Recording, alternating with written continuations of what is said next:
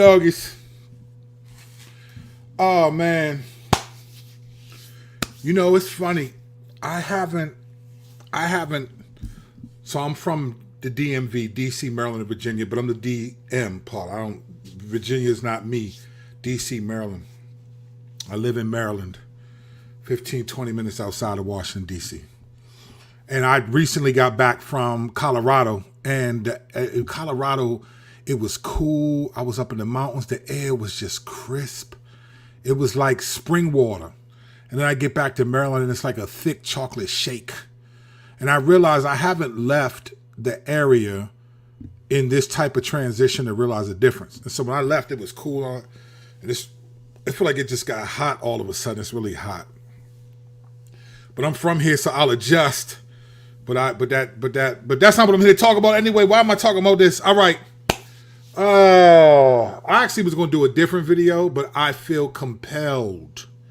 I felt compelled to actually talk about this issue because of an article that I've read and something else that I saw. All right.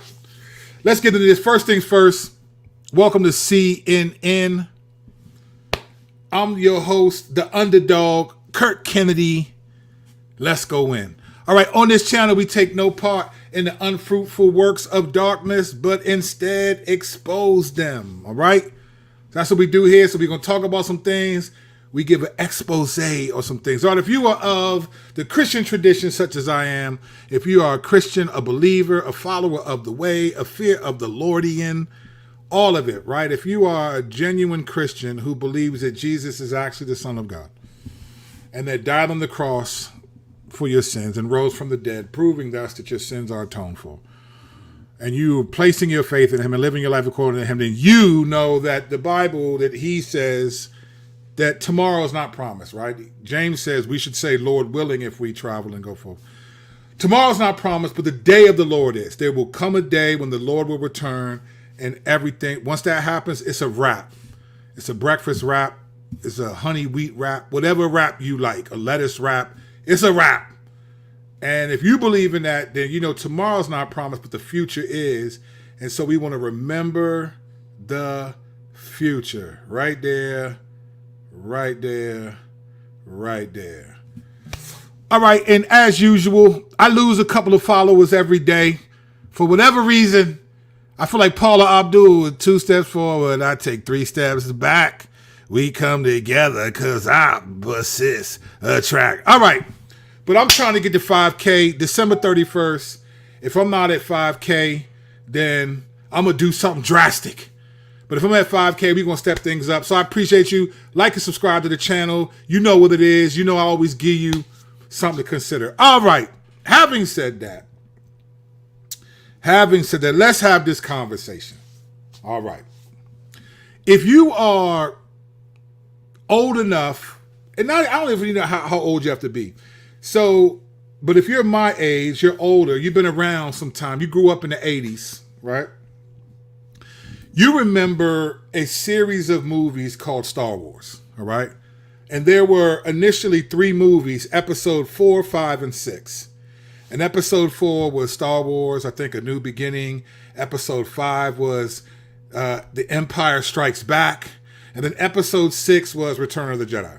Now, when these movies came out, late 70s and then in the 80s, they came out episodes 4, 5, and 6. Apparently, George Lucas, who created the Star Wars sort of cinematography, he didn't have the technology to pull off episodes 1, 2, and 3. The way he envisioned these alien worlds to look and the kind of technology they would need to pull it off, he didn't have it. So he starts with 4, 5, and 6. But one of the most significant hallmarks, the most significant dynamics of the Star Wars movies was this entity called the Force, all right?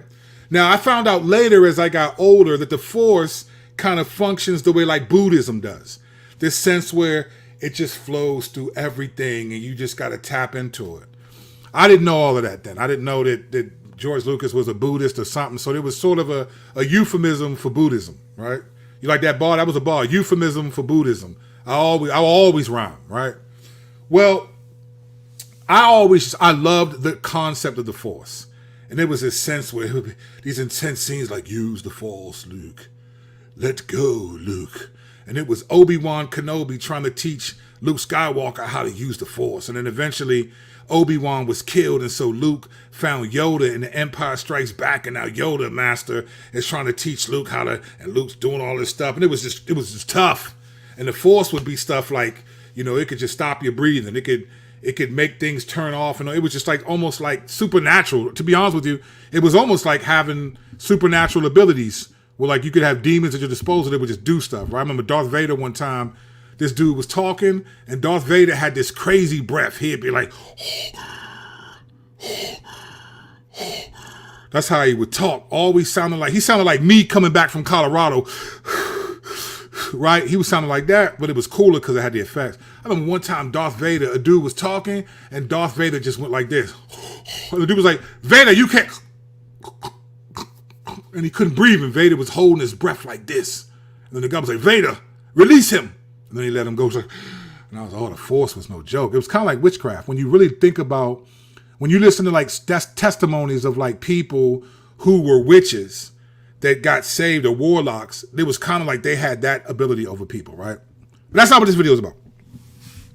So the Force at one point in the Star Wars movies was this entity that the Jedi Knights used to their disposal to help them fight evil and stuff like that. And Darth Vader was the main antagonist. He also was trained in the Force and would use it. So that was this dilemma, the Force, right?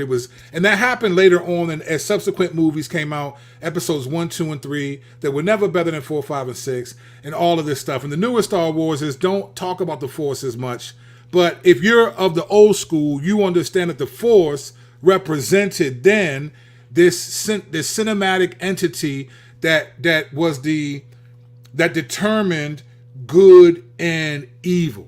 Right? Just determine that. All right. So the Force then was it was cool. It was good, right?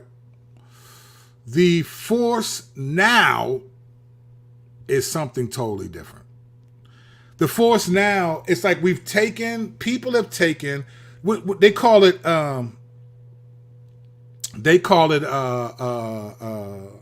when art imitates life, right? Well, now life is imitating art. Because the Force now is not witchcraft or some supernatural entity, but there is a force that is moving, that is trying to capture your life. So let me be specific as to what I mean. All right. I want you to watch with me this brief video clip. We're going to look at two different sides of this thing to show you what I'm talking about. Now, this clip is from these guys, Ob and Preach, huge YouTube channel. And they're talking about this tweet that went viral. And I'm going to play about 2 minutes. They use a little bit of language, but we're grown. I'm sorry. I don't feel like trying to do all the work of editing it out. They use some language to make a point. And then I want to talk to you about what the Force is, right? What is the Force, all right? So we're going to go to them. And I think this is interesting. And it's sad. And this is I don't want to give it away yet. I don't want to give it away. So we're going to go there with it. All right, here we go with the Force. Let's look at this real quick. Let's blow this up. Shazam. And then let's do this. All right, I'm coming down here. Let me get down. Get down. Get down. All right. Let's listen to again, there's a little bit of language, but let's listen to the first 2 minutes of this. This is from a recent video from these guys, Abba and Preach. And listen to what they're talking about. This is pretty crazy. This showed up on me because it was like a TikTok or a Twitter tweet that went viral. A tweet that went viral? Tweet. This is an interesting one. Okay. This comes from Stacy K. All right? Stacy K. A lot of cis girls would date and marry guys who would dump them without hesitation if they happen to have a penor. Okay, yeah. But they still think they still think that what they have is love. He doesn't love you, he loves your whole. If your boyfriend or husband doesn't see trans women as women, he doesn't see women as anything other than their orifice.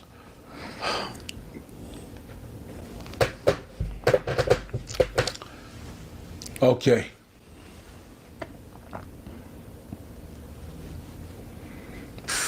I remember we were having this conversation.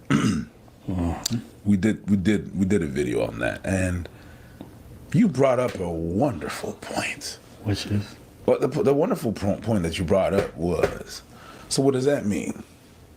What does that mean? Huh?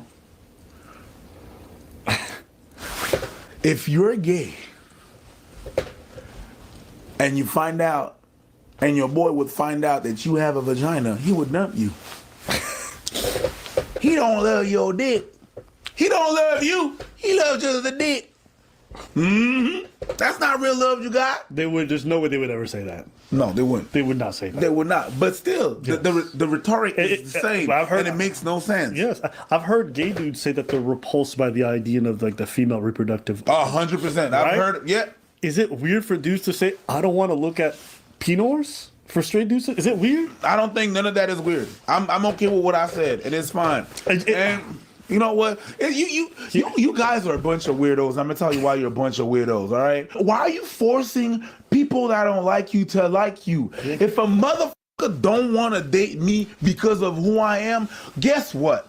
I don't want to date them. That's fair. I don't want to force them to date me. Ew. Why the would I do that? That's mental illness right there. Yeah. No, you got to love me. If you know what? Some people at some point asked me what my type was, and I said I don't have a type. Bad bitches is the only thing that I like. But more than that, I like who likes me. That's the old high school with the right holes. Of course, yeah. All right, so here's the thing. And we just got to be honest. This is what our culture's come to. And now it's videos like these and statements like in the text. And there's one more video we're going to look at that make the point. Now, he actually used the point that I'm making, that the force is, it's fascinating that people don't realize what type of society that we live in. Some people don't. So we live in a society where people have choices and people are prejudiced. Let me tell you what prejudiced is. Prejudiced, we think it's a negative thing. Everyone is prejudiced, right? Because you prefer some things over others. So if you prefer Chinese food over Italian food, you're prejudiced against Italian food. And vice versa. Like, we all are allowed to like what we like and not like what we like. And this idea that you can force people to like you and try to shame them into not having preferences is absurd. It's absurd. But you have to understand, this is the new tenets of society. This is what people are shaming you for. Is that you are not allowed to have preferences that disagree with their preferences. Because to his point, like he said, gay dudes don't want to date, wouldn't meet a dude that they think they wouldn't date a trans man. A gay dude is not going to, trans means opposite, essentially, right? So they wouldn't meet a trans man who's a biological woman, but looks like a man. They wouldn't want that. They wouldn't want that at all, right? But when it's the other way around, when you're a straight man that doesn't want, there's this idea in society that we can force you. The force is no longer in Star Wars. It's the mechanism in which people will try to make you feel guilty for not approving of all things. Especially when it comes to sexuality. But it's not just sexuality, right? It's not. It's a fascinating development in our country. It's not just sexuality, and I'm going to prove it, right? I'm going to prove this, that it's not just sexuality, all right? This is, to me, this is another video that I want to show you that mentions sexuality, but it's actually not about sexuality. This next video that we're going to watch is related to it, but it's almost like, well, I'm gonna let you. We're gonna watch it, right? We'll watch it, and then you tell me what you think. All right. The next video we're gonna watch is this one here. Now, this one, let me give you some background. This is, I have been following the WNBA, Caitlin Clark, right? I just think this girl's phenomenal. Now, I'll tell you right now, I watched Caitlin Clark. I started watching her junior year in the NCAA tournament. I was just seeing these highlights from this girl who was just dropping threes from like 3 steps after half court. Now, keep in mind, right? For the majority of the tenure that basketball has been in existence in our country, right? Well, I won't say the majority of it. The last 40 years, one of the most exhilarating things about basketball has been the dunk, right? Has been the dunk. Like, I mean, it has been the dunk, and then you got like the handle, the crossover, good passing was more in the 80s when like Magic Johnson was like a point guard and he was doing like these crazy passes. But when Jordan came and really the dunk just took off and then became the dominant thing. When Vince Carter played, his dunking ability was insane. We even though there was a 3-point contest, it eventually came to part of the NBA All-Star Weekend. Many people tuned in every year that Saturday night before the All-Star game on Sunday to watch the dunk contest. I mean, that was it. It was like the dunks were crazy. Even now, I mean, there's only so many ways you can do an alley-oop. But if we're watching the game, you're watching the game, and somebody's coming down, and they lob it up, and somebody catches that joint, boom. There's something about that play, the dunk, that's incredible, right? But then a dude named Steph Curry shows up.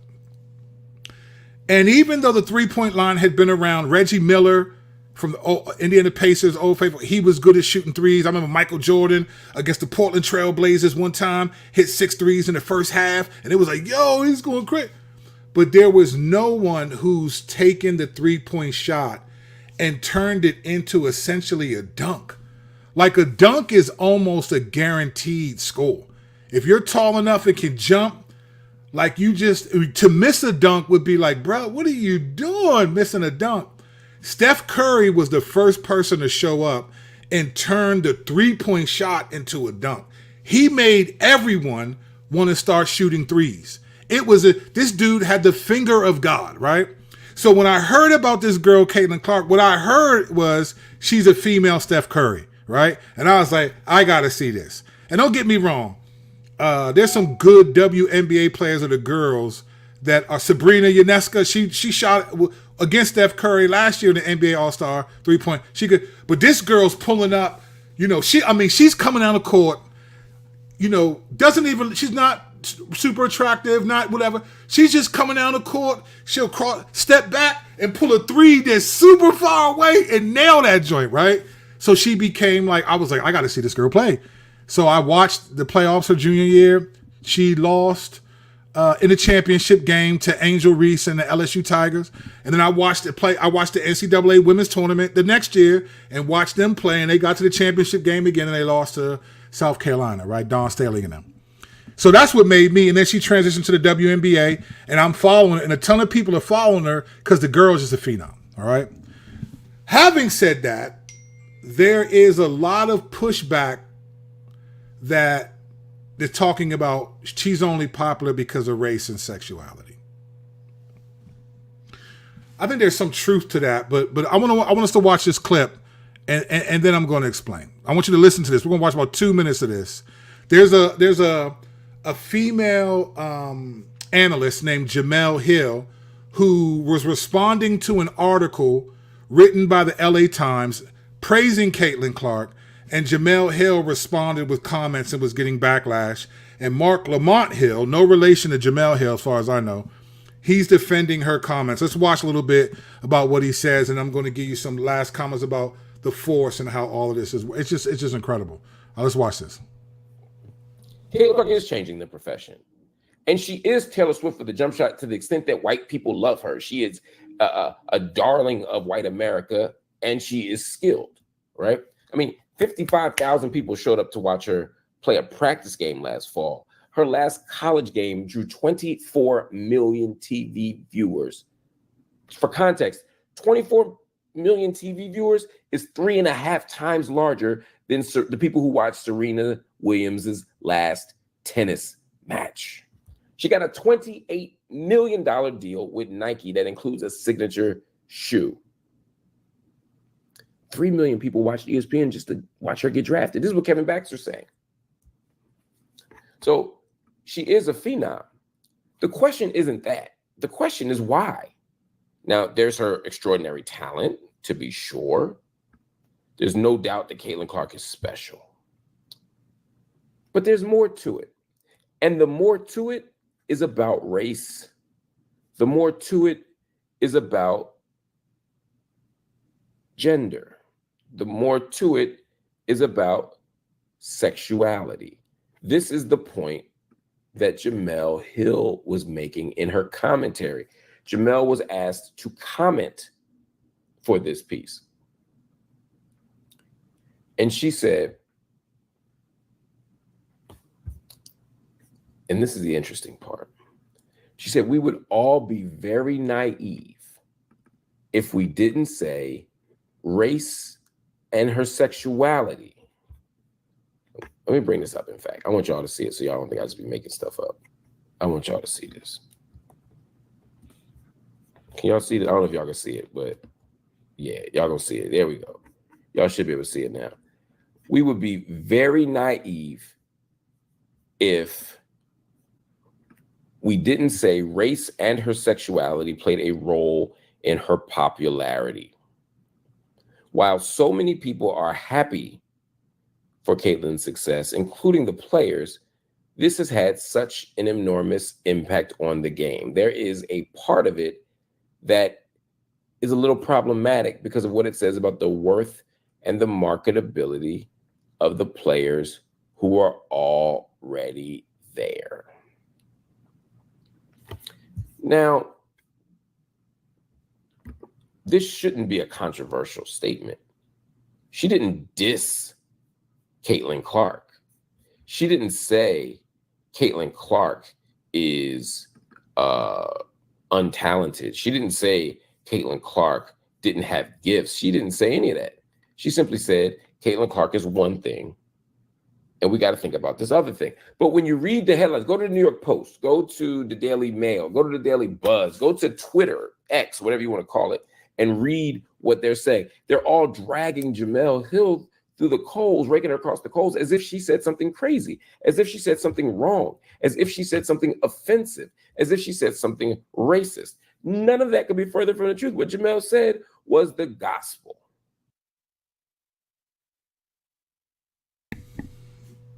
All right. Maybe it's me. I hate when people say stuff like that was gospel. That ain't gospel, right? Because the gospel means good news. How is that good news if you're saying that Caitlin Clark is getting this publicity because of her race and sexuality? So here's where Mark Lamont Hill was right. He's right. She didn't say anything negative about Caitlin Clark. She didn't. But this is where he also misses the point. She didn't say anything negative about Caitlin Clark. She said it about the rest of us. The rest of us. Because her point was that Caitlin Clark's raw and popularity, it denigrates the marketability of the players who were all WNBA players who were already there. Now she's highlighting her race and sexuality as the reason why she's being popular. And her race obviously being white, so that means the WNBA is largely a black women's organization. And then she's highlighting her sexuality because the WNBA is largely black, largely lesbian, right? And so she's saying that her being a straight white female is also, along with her talent, the main reason why people are preferring her and so forth. Another basketball player who was, I think, the MVP last year, Aja Wilson. She's the center for the Las Vegas Sparks, two-time world champion. She was saying similar things because Caitlin Clark was given a $28 million shoe contract with Nike. And Aja Wilson hadn't had one, but now Nike is saying they're doing a shoe for Aja Wilson as well. And the whole thing is based on race and sexuality. So here, this is the force.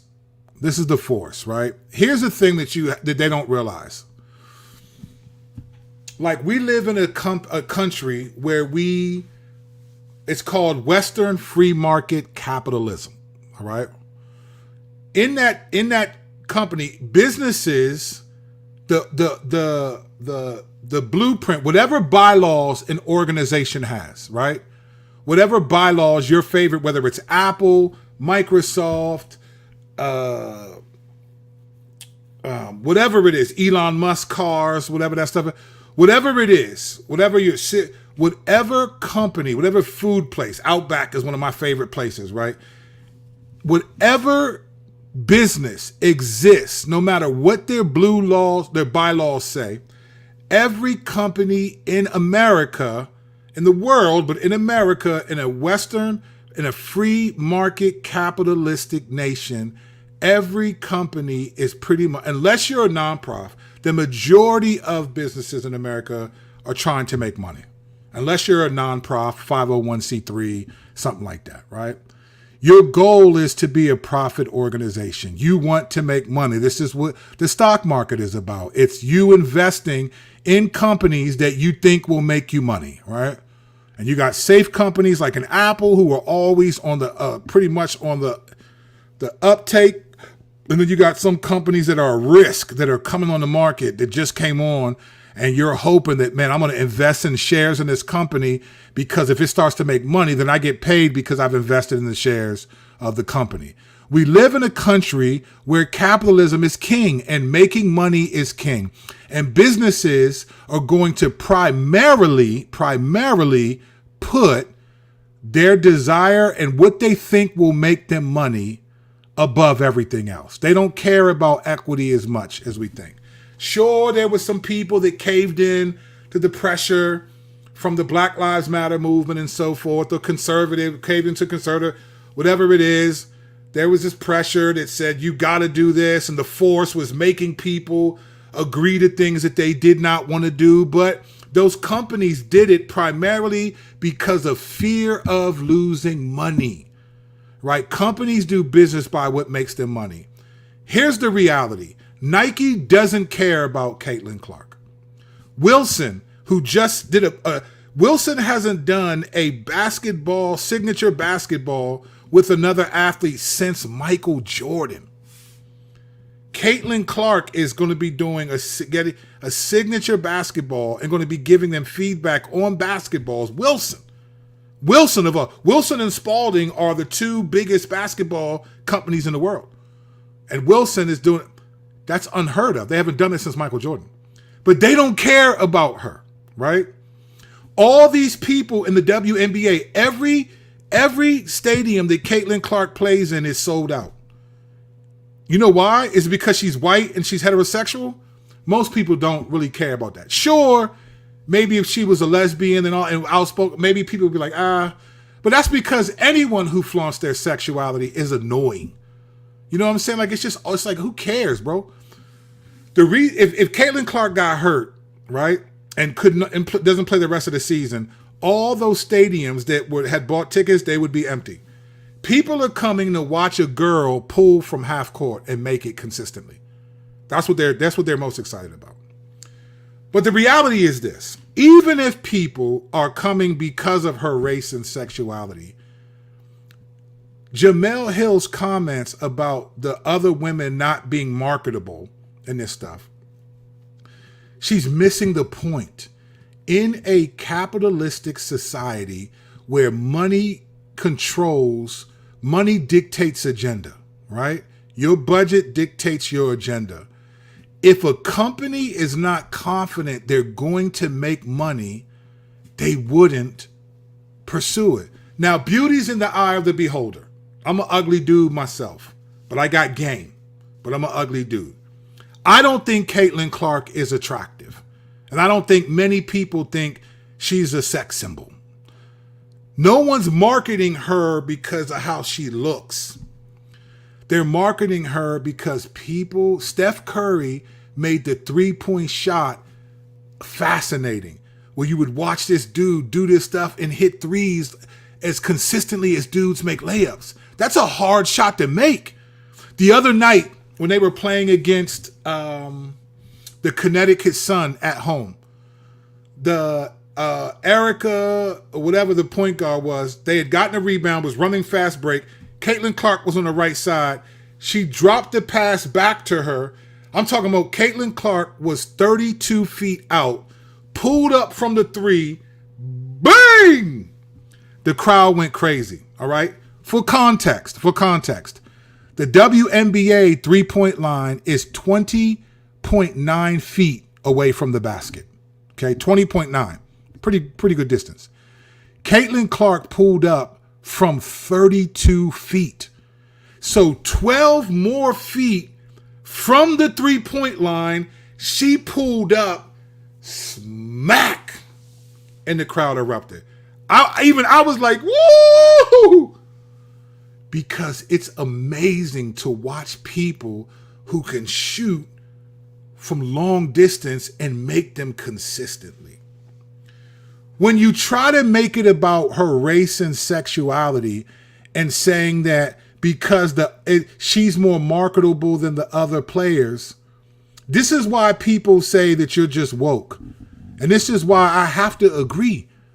Because even if that's true, in America, we pride ourselves on commerce.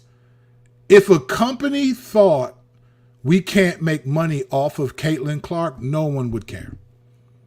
In all honesty, this girl, so the New York Liberty, so they played 5 games. The Indiana Fever, Caitlin Clark's team, has played 5 games.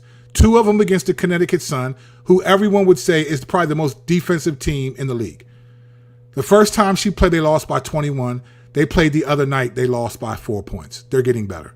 The New York Liberty, who's an all-star team, essentially. There's 2 teams that are all-star teams in the WNBA. The Las Vegas Sparks, which is, they won the championship twice in a row with Kelsey Plum and Aja Wilson in them. And then you got the New York Liberty, Sabrina Ionescu, and then Brianna Stu or whatever last name. I forgot her name. Right? They played New York twice. The first time they played New York at home, they lost by 36 points. The second time they played them in New York, they lost by 11. Right? This girl and this team is getting good. And every stadium at New York, in New York, right? New York Liberty, who was in the championship series last year, who almost won the WNBA title, right? When Caitlin Clark came there, they made over $2 million in ticket sales. The other night, Caitlin Clark and the Indiana Fever played against the Seattle Storm. There was a family who has season tickets to the Seattle Storm. They sold their tickets that they paid for, 4 seats that they paid for that game, cost them $256. They sold those tickets for $8,950. What a come up. They made $8,700 because people want to see this girl play. The majority of people do not care that she's white and that she's straight. Because if we want to be honest, a lot of the newer people coming into the WNBA, they seem like straight girls. Cameron Brink, beautiful player. Angel Reese, beautiful. They're all got boyfriends. I think it's good for the league because no one wants to support any league with a sexual agenda. And even if they have it, you cannot force people to support you. So even if Jemele Hill's right, that it's her race and sexuality, this is America. You can't force people, you can't force a company to invest in you because you also play the same sport. You can't do that. You can't force people to invest in you because you are offended at their preferences. And this is a wonderful scheme of the devil, is to put pressure on you And it's not like it's saying you can't have preferences. You just can't have your own preferences. You have to have the conglomerate's preferences. So I'm great. I'm glad for Caitlin Clark. I'm watching it because I don't think she's attractive, and I'm not. It ain't because she's white. It's because she can pull from like 2 steps after half court. And there's something amazing about watching someone who is talented enough to shoot that far from the basket and go in. Like, it's better than a dunk now. A dunk used to be the best play of the game. And an alley-oop, even more than that. You come on the court, blah, blah, blah, blah, and you throw an alley-oop, and they catch it, oh, boom! That was like, everyone would go crazy. Now it's the three-point shot. That's why they call her the female Steph Curry. Steph Curry's not white. Steph Curry is black. He's light-skinned, but he's not, he ain't mixed. His mother's light-skinned and his father. He's a black dude, but he changed the game because he could shoot. And we haven't seen anyone like Steph Curry. There are people that can hit the three, but we haven't seen anyone do it. So then comes a girl from college in Iowa who's coming down, who's crossing over, throwing it back, drop back 2 more steps and pulling threes. We haven't seen that. We've only seen guys do that. So I think Mark Lamont Hill and Jamel Hill, they missed the point. It's not about, you didn't defend Caitlin Clark saying anything bad. You said something bad about the rest of us. You're saying that we're too shallow, or the woman who sent the text, if you don't date trans women, then you don't love women. What are you talking about? Because trans women don't want to date trans men, right? So this is how you know it's of the devil, right? This is how you know it's the enemy. Because if it wasn't, it would make sense everywhere. Like, how do you tell me that a child is allowed to determine their sexuality at 8 years old? Like, the 8-year-old can say, I'm really a boy instead of a girl. And then you as a parent have to give them hormone blockers, which will have a long-term destruction on them. That you allow an 8-year-old to tell you that, but you won't allow an 8-year-old to have sex. You won't allow an 8-year-old to vote. You won't allow an 8-year-old to drink. You won't allow an 8-year-old to go on a date. But you'll let an 8-year-old determine something as serious as their sexuality? This is how you know who's behind this, because it doesn't make sense. You got, when it said a child shall lead them in the Bible, it wasn't talking about determining what sexuality they were. You can't force people, companies, anyone to support other people. Companies are going to say, hey, listen, if Caitlin Clark wasn't packing stadiums and wasn't the talk of the NCAA the last 2 years, there's no way she'd have a contract.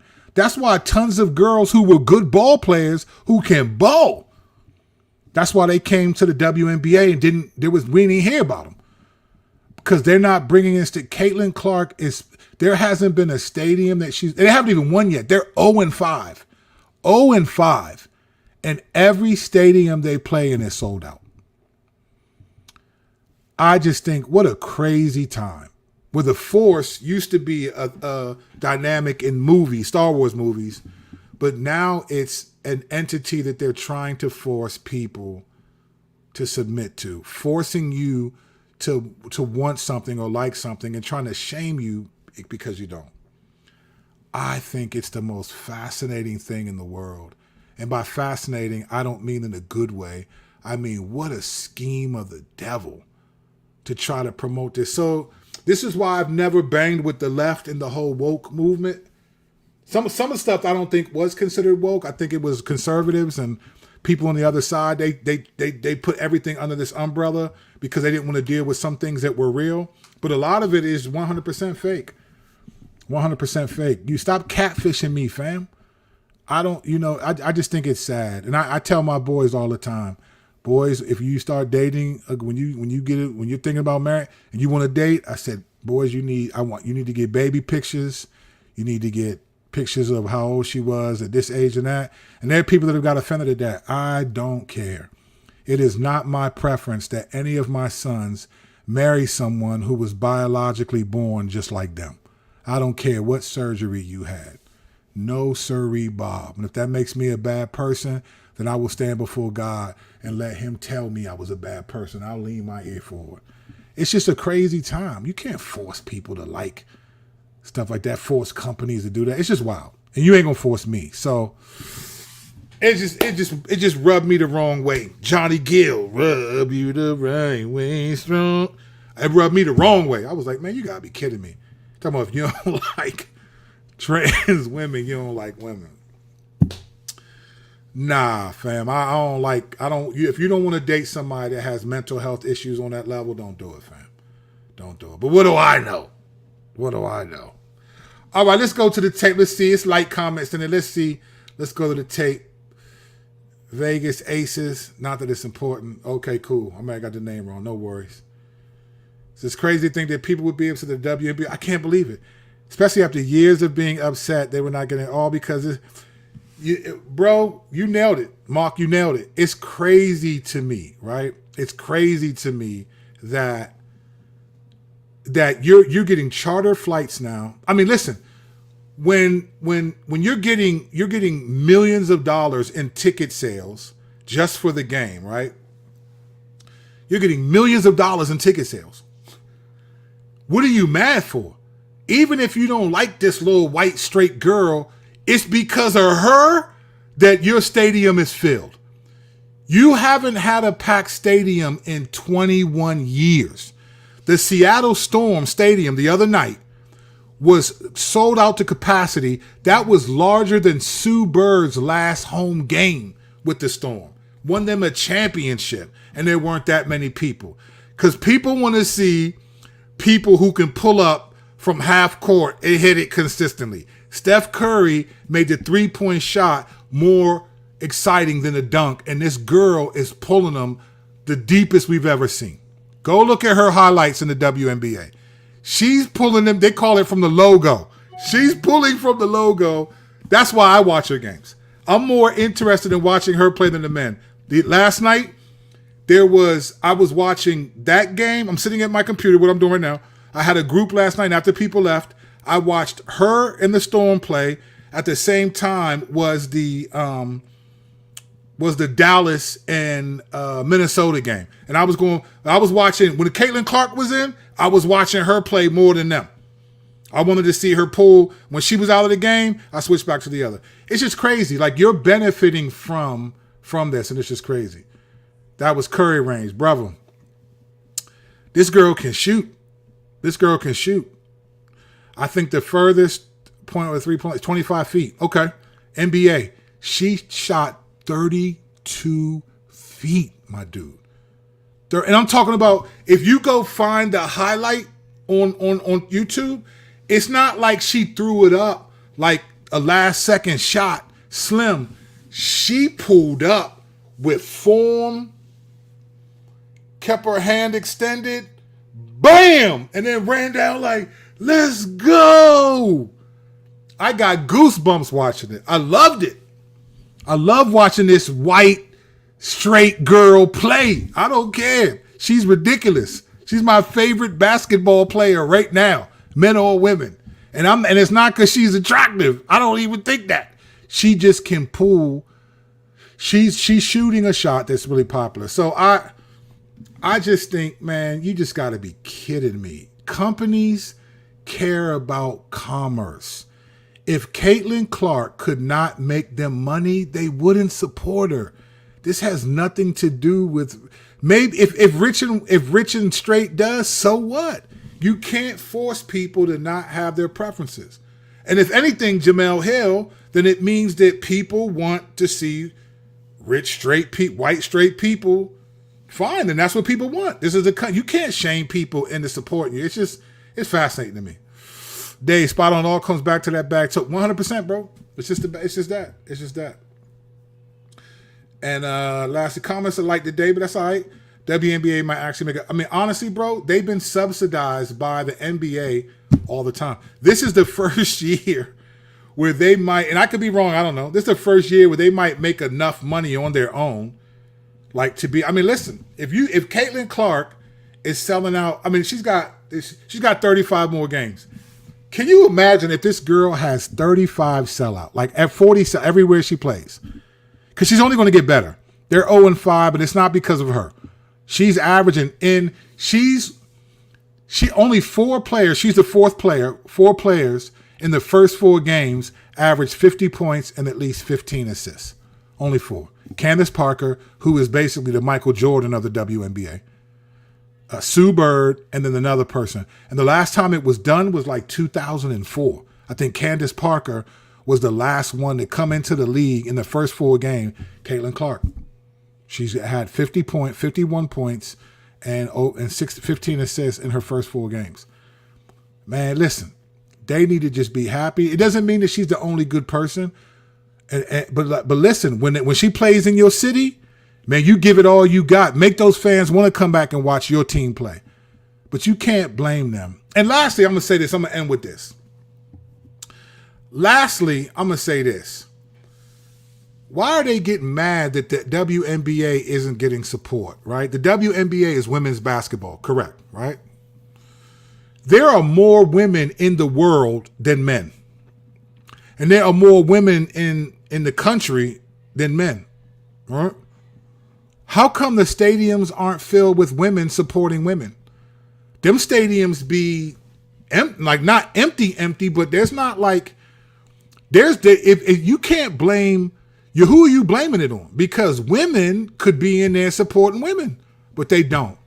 Because in all honesty, if you have a choice to watch a sport and you can watch some people who are decent at it, but they're not as quick, they're not as strong, they can't dunk, they're not as fast, they're limited in what they can do. They can still play, but they're limited. Or you can watch these people who play the same sport. You might watch a dude rise up and dunk on 2 people, and that gets you out of your seat, right? You might watch somebody do some dribbling and blow past them and make somebody fall. I'm sure that that's happened, but I haven't seen many WNBA highlights where a crossover was so sick it made a woman fall. I'm sure it's happened, but not as often as watching like Kyrie Irving just yank. Like if I'm going to choose between the two, why would I choose to watch you all play when you can't do the things that these people can? But if you have someone that is doing the things that these people, the guys can, I want to see this for myself. And that's what Caitlin Clark is doing. This is why this is why they call this stuff woke, and they're absolutely right. Because you're woke to the wrong thing.